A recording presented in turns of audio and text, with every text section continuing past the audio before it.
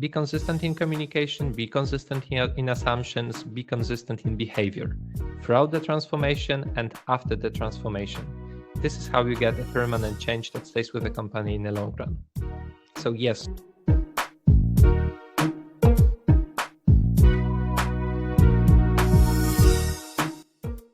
Today I talk with Michal Czub in Poland.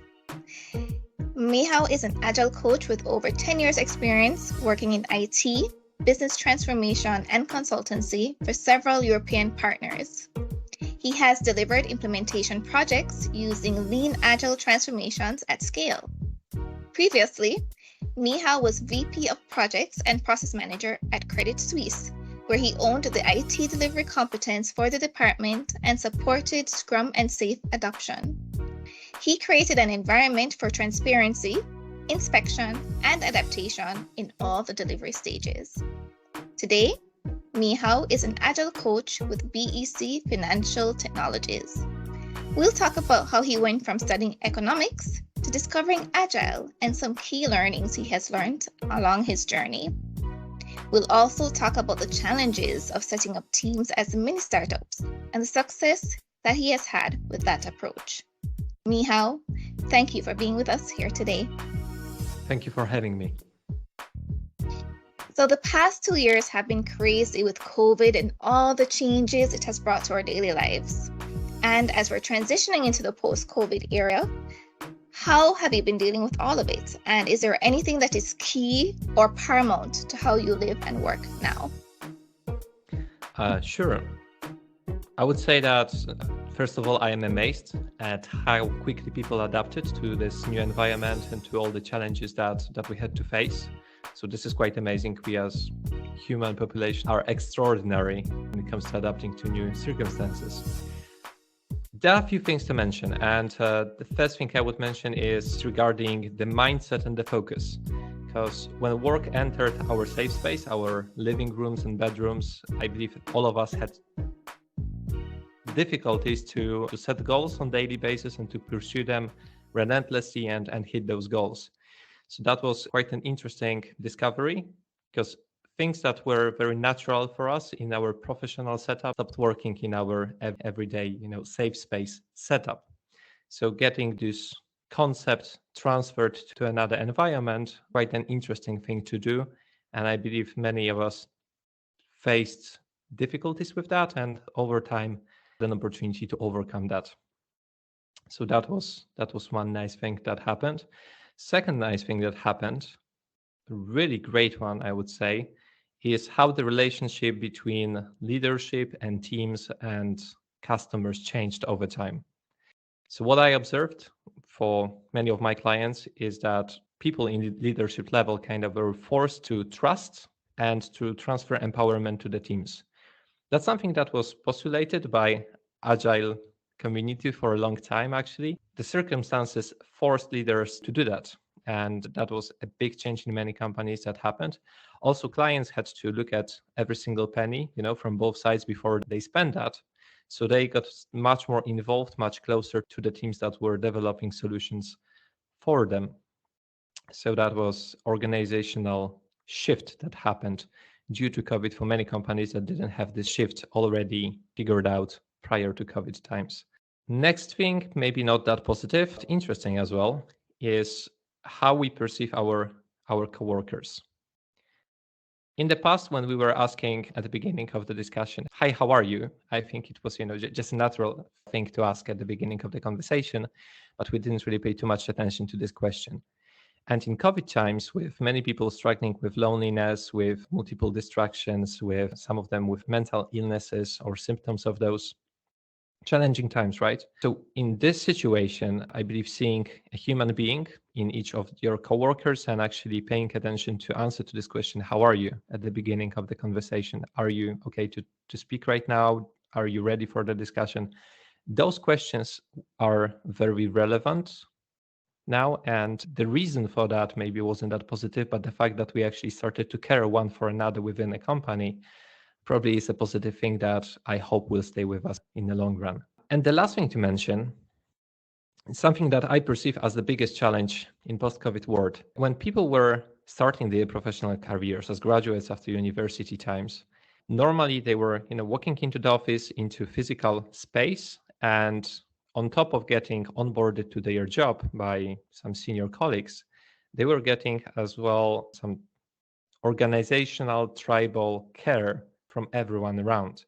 And they were learning throughout those first few months or years how to plan their career, how to build relationships, how to work with the customers, how to be professional in your communication and body language, and even how you get dressed.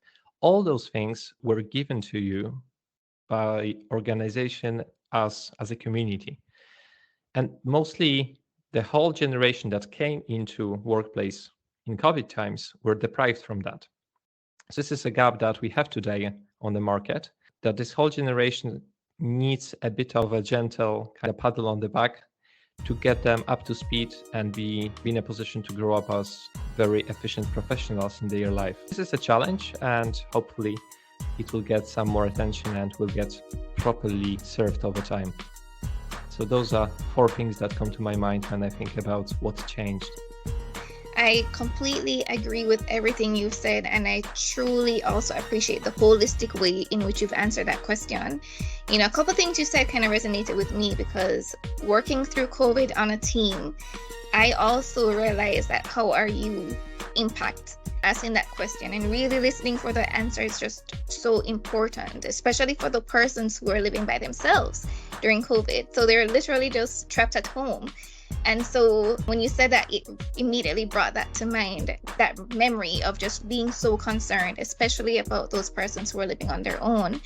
And then when you also went on to talk about how the onboarding process has looked differently for persons who are entering the workforce during COVID, it's so important that organizations bear that in mind.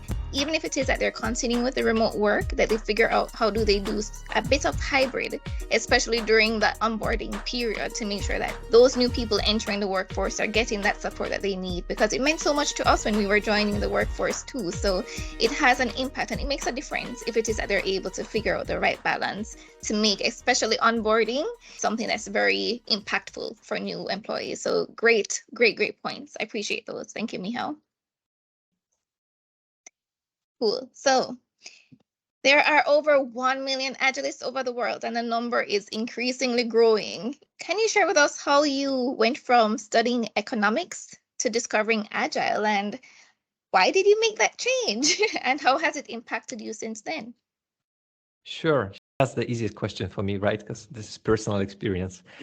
As a matter of fact, I started with economics. Actually, I started with finance and graduated MA in finance.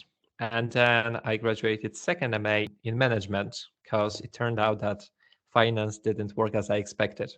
So when that happened back around 2010, just post subprime crisis times, today it's quite obvious that the shift happened between CIO, so Chief Information Officer Tower, and CFO, so Chief Financial Officer Tower.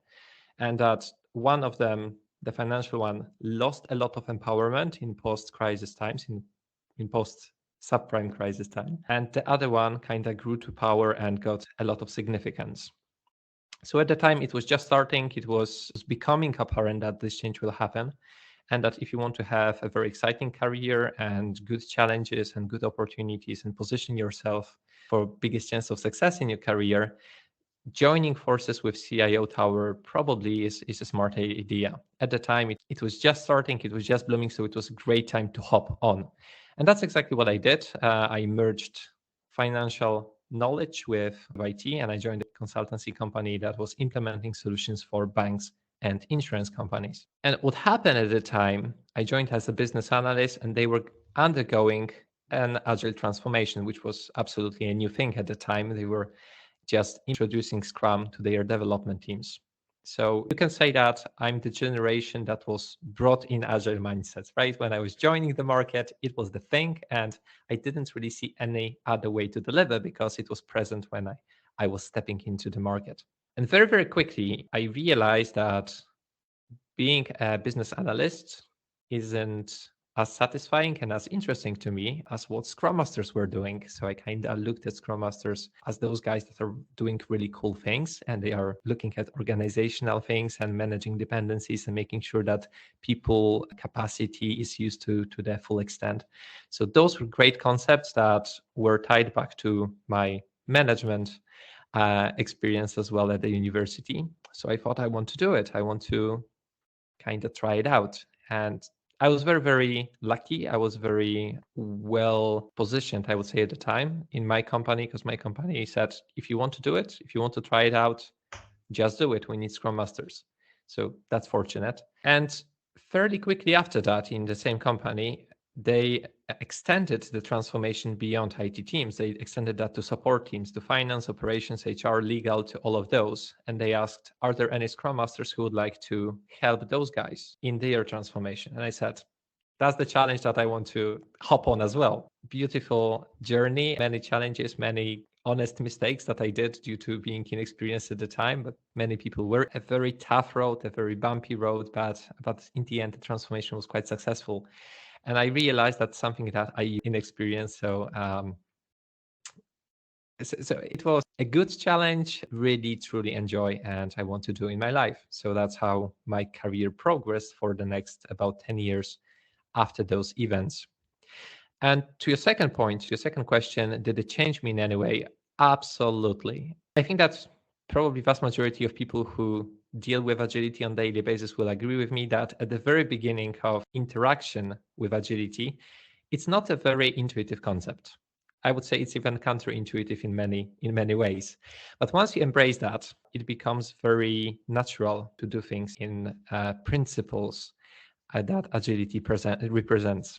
So I would say it's way beyond my professional life today. It's how I approach my hobbies, how I approach raising my child, even how I got prepared to this interview. I would say, I was making some notes. Those got through 7 iterations first, and then I reiterated them further throughout some thinking process. That's how I approach things today. So yes, it was quite a journey that continues today, and it spreads across many surfaces of my life.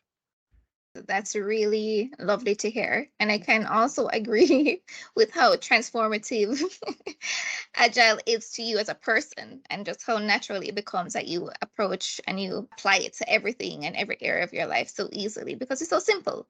It kind of makes sense. And I also agree with how counterintuitive you felt it was initially, because you're used to seeing things done a certain way. And so hearing something that's a little bit different, you're like, but we've always done it that way. So having to make that mental switch is also something I can relate to. So thanks for sharing that with us. Your career has seen you working with a number of European companies, Michal. You've worked with companies in UK, Switzerland, Spain, Denmark, and so on. You've had a lot of success in your agile transformations by setting up teams as mini startups. How did you make that discovery, and what does that really look like?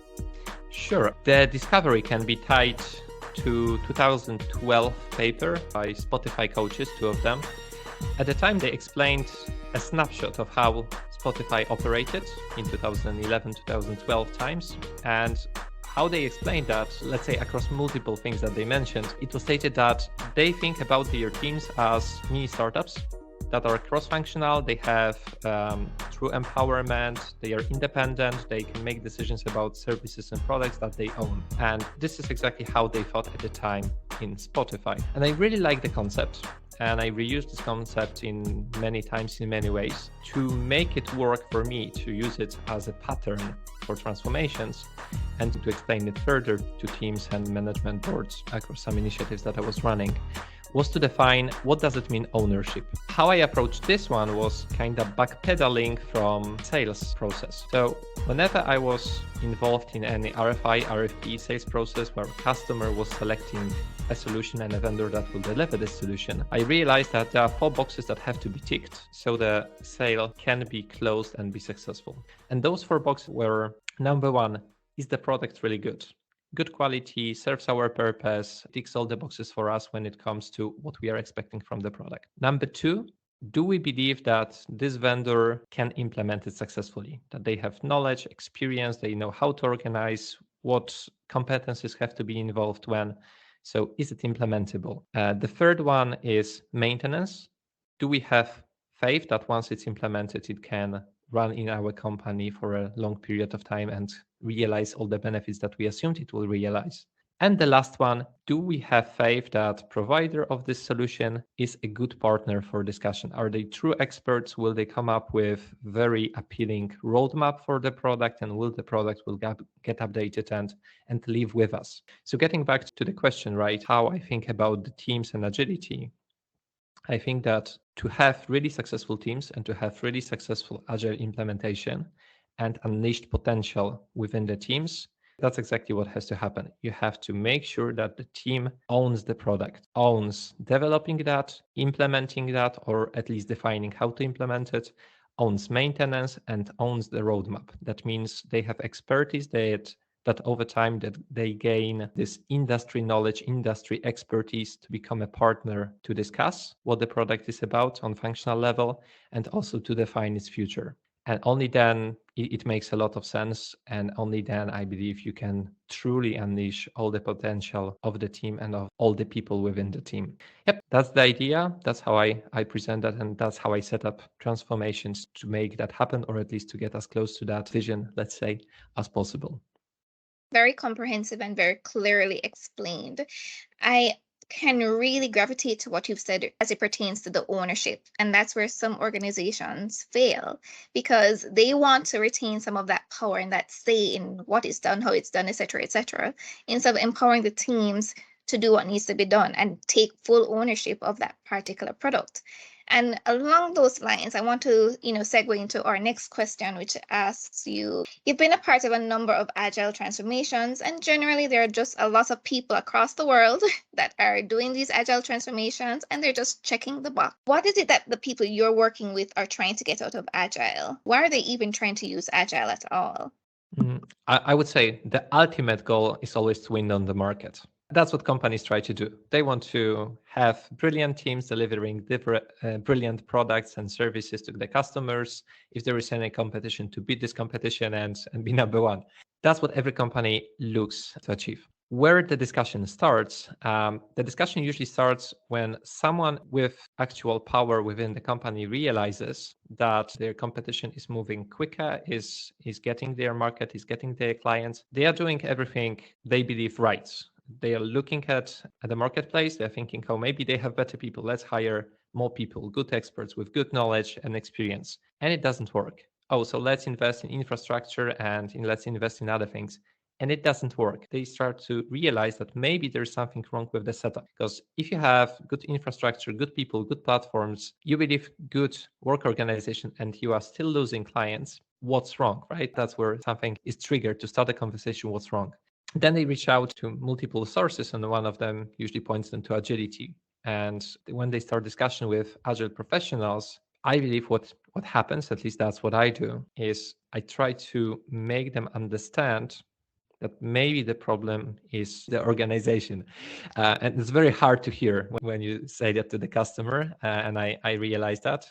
But in many cases, it's done through questions, right? I ask them, so what is your setup? How do you communicate? How do you set goals? How do you cooperate? What are the roles in your organization? And fairly quickly, in many cases, it becomes very apparent that they are still in the setup when professionals got promoted to managers, got promoted to directors, got promoted to board members. And they are quite convinced that if they went those 3, 4, 5 levels down, they would be able to do the work that people in their teams are doing, and they actually would do it better. And it's not the case. I believe in the vast majority of situations, it's not the case in our setup today, because many technologies that we are using today were not even present 5, 10 years ago. Vast majority of them was not present. So to shift this mindset and to explain to them that if you're thinking in those lines, there's a good chance that you're using 5% of the brain capacity within your company, because you're assuming that people at the top level can make best decisions and best solutions and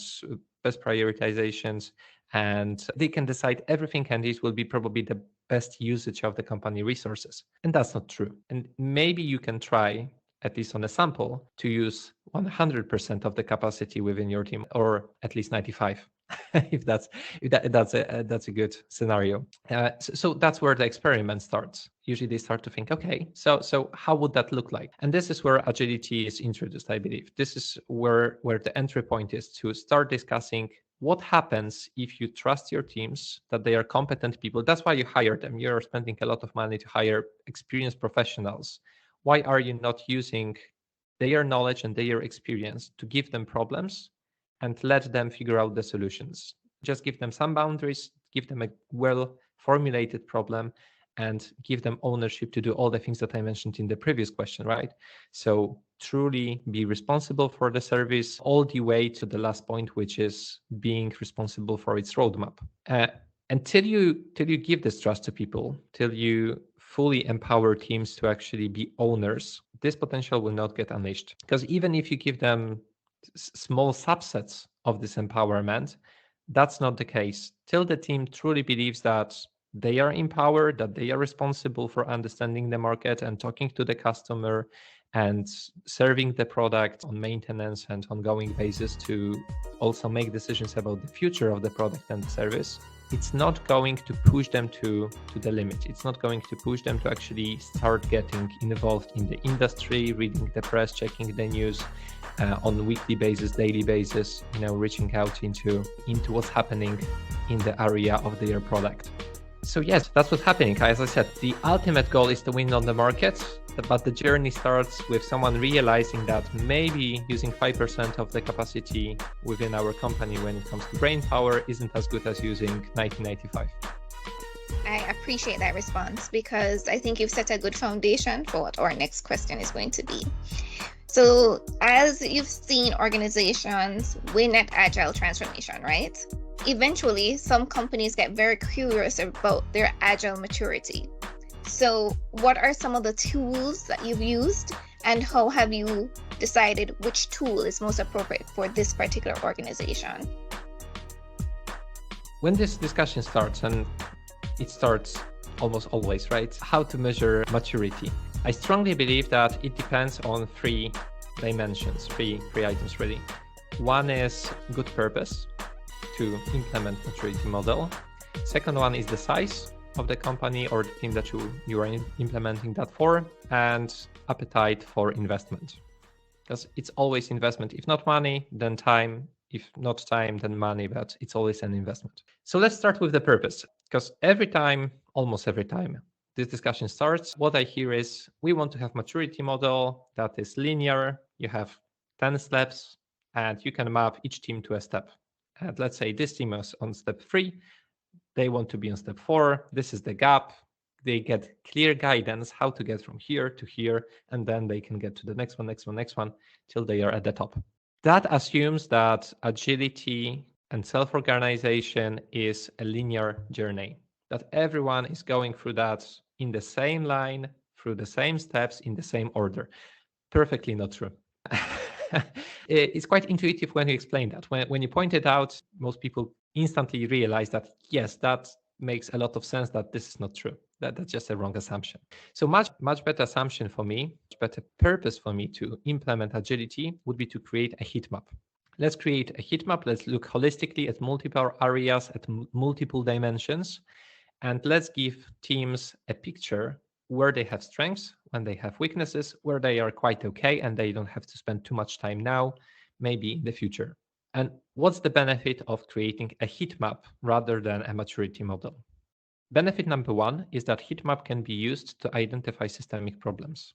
If you measure in the same manner across multiple teams, you can see problems that are present in multiple teams at the same time. And usually that will help you as an organization to see, number 1, problems that teams won't be able to resolve themselves, because many of those problems on systemic layer will be requiring support from the organization as a whole. It will help you prioritize where to invest your money, in platforms, in solutions, in training, and when it will bring the most benefit, because there will be synergy. That's number 1 benefit. Number 2 benefit is that each team gets a snapshot that they can work with separately. So when we go down from organizational level to team level, teams have something tangible that they can use. And benefit number 3, if you're using that consistently, you get progression, right? You get measurement to measurement to measurement, time after time after time, snapshots that you can compare and see how the situation is changing. So that's nice. Now to what tools to select. That's a tricky one. And now those two other things that I mentioned come into play, right? The size and appetite for investment. No matter what is the size and appetite for investment, although I would say start small, start with an increment, right? That you can look into. Try to merge something that is subjective when you are asking people how they feel, and you have something objective, so measurements that are taken from numbers. And today with task tracking tools, we have tons of them. I think pretty much everyone uses now something. Usually those tools have reporting that can tell you cycle time, lead time, burn down charts, few things. Select some that are important for your company. Combine that with subjective things like Spotify cards, where you are asking people about even simple things, a card with 3 levels of answers. Do you have cross-functional team? Does your team have all the competence needed to perform the job that you are assigned to, or you take it upon yourself? Yes, no, absolutely not, right? And if you can combine those two pictures and do it consistently across multiple teams, and you can do it consistently over time, that will give you really good setup to progress. And if you want to go crazy with investing time and effort, and that's something sometimes very positive.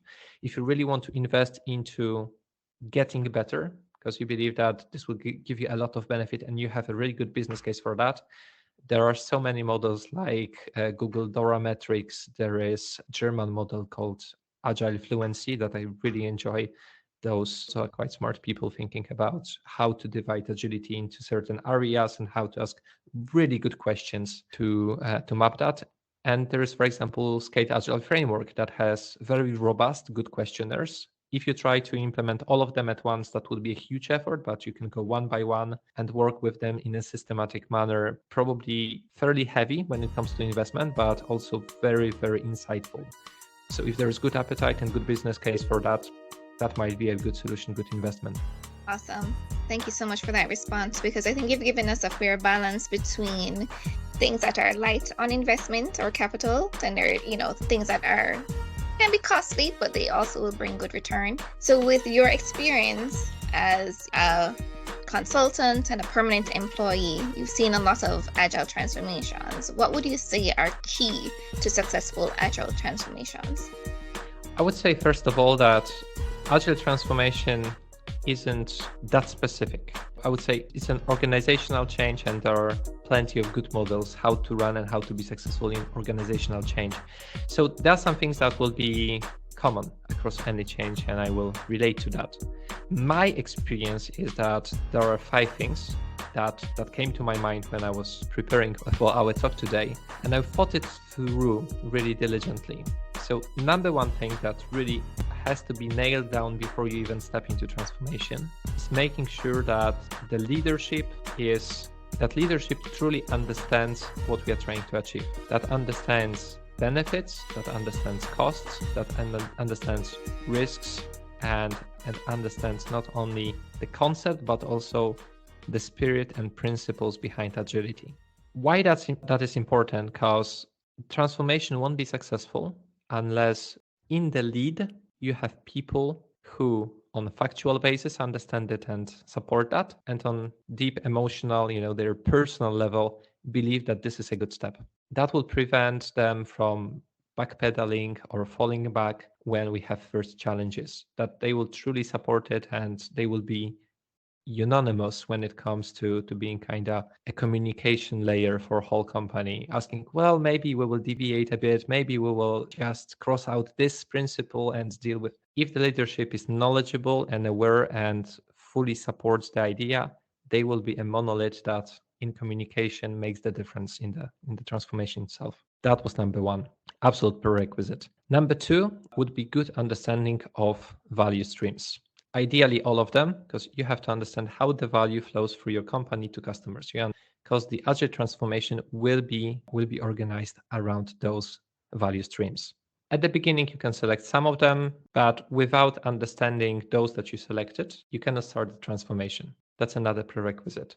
Then, when we actually start changing people and patterns and how they operate, the actual work starts, right? And to make it successful, I think it's very, very important to understand as is picture. So to understand what people are doing today, how their career progresses, what are their aims, how they are being assessed, and tie transformation milestones with people results, achievements that they believe are important. If you cannot do that, then I would say you have really small chances for the transformation to be successful, because people have their aims on a daily basis. And if they believe that milestones of the transformation are supporting their aims and boosting them in their career, they will do everything to support that. If that will be counterproductive to their career, there is a good chance that they will resist. So making sure that, you structure the transformation in line with the how company is moving forwards, that's quite important.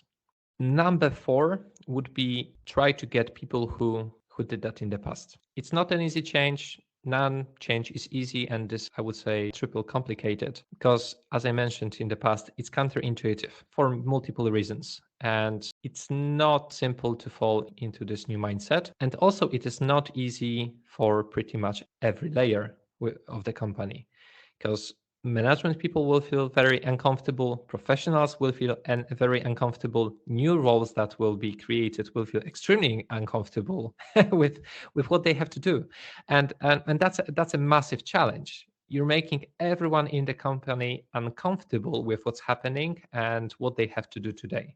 Some of them lose empowerment, some of them get empowerment that they never asked for, but they have to live with. Some people won't survive that. Some of them will leave the company. Probably you will have to bring some more people in. Massive, painful change. If you can get professionals who went through that and have good experiences, patterns, frameworks that can support you to minimize this pain and assure that afterwards you still have company to run that is way better set up for success, I would say this is a reasonable investment to make sure that the company won't bleed out, but actually company will go through tough times for a short period of time and get boosted to a very quick pace just after that, and hopefully with much better motivated people. Good. And the last thing to mention is consistency. Be consistent in the principles that you are introducing to your teams. Don't negotiate, don't fall back, don't cross out anything unless there is a really, really good reason. Be consistent in communication, be consistent in assumptions, be consistent in behavior throughout the transformation and after the transformation. This is how you get a permanent change that stays with the company in the long run. So yes, inspect, adapt as you go, have a roadmap, deviate this roadmap to make sure that it fits their reality. But when it comes to fundamental principles that we agree on as a contract with a company when we enter the transformation, try to set them in stone and be very, very consistent in communication when it comes to them. So just to quickly recap, good leadership, good understanding of value streams, aligning transformation with people targets, having professionals who went through that and can soften the pain, and being very, very consistent across all these stages. That would be my recipe. Yeah, your recipe sounds very good. And I think it requires a delicate balance between all of those to make sure that it really works. And I love the way you reiterated that final point of just being consistent and holding fast, especially when things seem to feel like it's not going as planned. It may just mean it's an opportunity for you to make another change to see if you can affect the result you're trying to get, but remain consistent to your behaviors and your principles so that you can get the rewards that you are really looking for. So thank you so much for sharing your insights on what you've seen worked and what you hold fast to, even in your day-to-day work as well. So thank you so much for sharing that, Michal. Sure. So I know you're a very busy person, and I really appreciate you spending time with us today. So to wrap things up, I'd just like to ask, what's next for you? What can we look out for that's coming from Michal? Two things, really. think number one, I have a stockpile of notes, items, experiences that I want to organize in something meaningful. And what I did recently is review multiple platforms, and I selected LinkedIn as my platform of choice to share my experiences. So if this conversation is anyhow interesting for the recipients, I highly recommend to have a look at my LinkedIn, and I can assure you that very shortly there will be some updates, some things that I will share when it comes to good practices and good thinking processes that I had throughout last few years. So that's one thing. Second thing is my cooperation with Scaled Agile Framework. That's an organization that I treat as the best Agile encyclopedia on the market right now. They certify, they have their framework, but also if you go to their page and navigate through that, it's pretty much like Agile Wikipedia, which I find extremely, extremely useful, because even if you're not following SAFe as the framework of choice, whatever problems you have with scaling agility, there is a good chance that they have an article, a best practice, a graphic that will be helpful to have a starting point to resolve your problem. So that's really great. And that's why I got certified as an SBC. I'm a trainer, and now I want to do further enablements to kind of broaden the spectrum of trainings that I can perform as a trainer. So this is another thing that I plan for myself in the next months. Love it. So I just want to ask you to keep in touch with us so that we can help you in any way we can to broaden the reach of the things that you're trying to accomplish for yourself. But if people want to know more, how do they follow you on LinkedIn? Could you probably spell your name so that they can find you on LinkedIn? Can you have a quick look? It would be linkedin.com/IN/MICHALCZUB. That's it. That's how you find me. Love it. Thank you so much for having this conversation with us, Michal. We wish you all the best, and we look forward to hearing from you soon. Anytime. It's always a pleasure talking to you. So I look forward to the next opportunity already. Thank you.